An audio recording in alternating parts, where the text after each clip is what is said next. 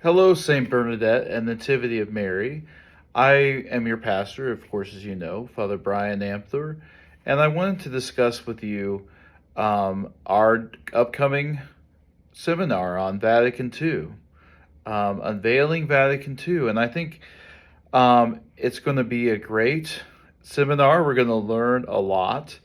Some of the things I wanted to talk about, with the old Latin Mass were, the prayers at the foot of the altar and the fast before communion and the difference between, low Mass, high Mass, solemn high Mass, um, the Gospel of John at the end, a lot of different characteristics of the old Latin Mass, and then talk about how Vatican II kind of gave us a new vision of the Mass and how that unfolded, how kind of the history of how lay ministers became involved in a wonderful way in the Mass, and how the vernacular became a part of the Mass in a beautiful way, making the Mass much more accessible to those who didn't understand Latin, and going through the being able to receive the precious blood and all sorts of other amazing things that Vatican II allowed um, us to have in the holy sacrifice of the Mass.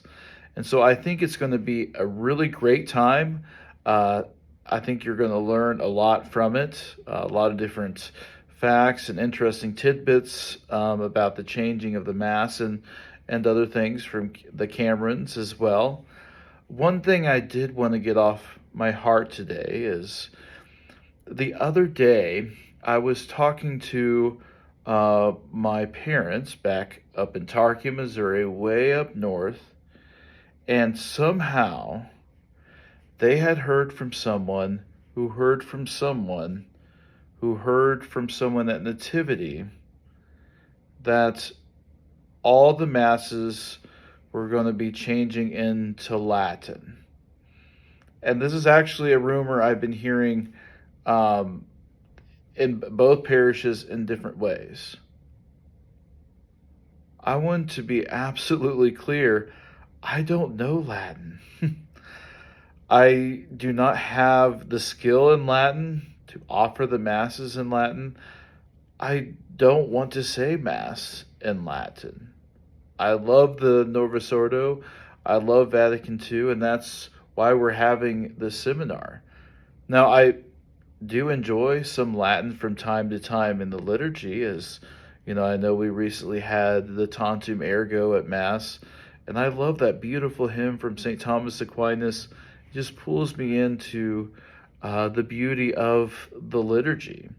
And I do enjoy Latin from time to time, and I think it's a good thing, but certainly having Mass in the language of the peoples is one of the great accomplishments of Vatican II, and a wonderful thing that I am in no way desiring to change. And so I just want to make sure that that rumor is laid to rest. That there might be some musical pieces here and there that are in Latin, not every weekend even, but certainly not the whole Mass is going to be in Latin. I don't know how I could possibly do that. And so if you hear anybody, that says that, please let them know that they have nothing to fear. The Mass is not changing in any way here at Nativity for the foreseeable future.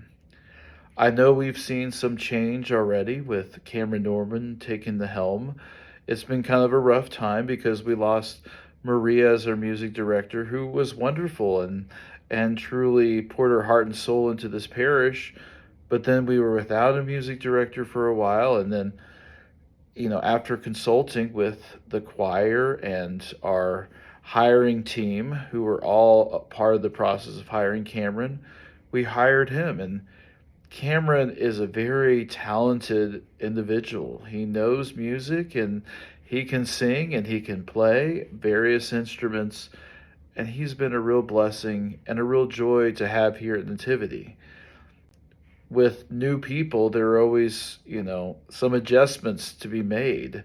And Cameron does not know, music we've had in the past. I obviously am a little uh, um, lacking in that as well, having just been here for just 1 year. And so him and I have been working to find a nice balance between some music that might draw in maybe some of the younger crowd who do like more music like that, but then also make sure that we're, truly honoring the tradition, the musical traditions of our parish. And so please get that word out there as well, that our music, our liturgical experience has not yet solidified because we're still trying to figure things out.